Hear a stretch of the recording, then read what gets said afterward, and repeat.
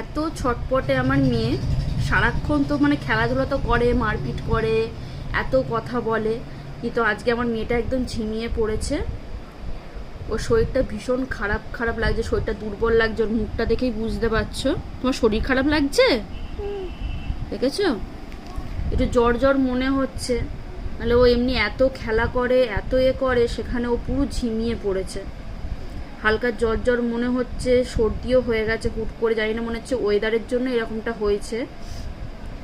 তোমরাও প্রার্থনা করো আমার মেয়েটা যেন তাড়াতাড়ি সুস্থ হয়ে যায়, আগের মতোই ছটপটে করে জানো, নাহলে এতক্ষণ ও কিন্তু এরকম মানে আমার কাছে তো শুয়ে থাকার মানুষই নয়, মারবে, খেলা করে, কত কি মানে করে, সেখানে আমার মেয়ে আজকে পুরো ঝিমিয়ে গেছে, ওর শরীরটা একদম খারাপ হয়ে গেছে।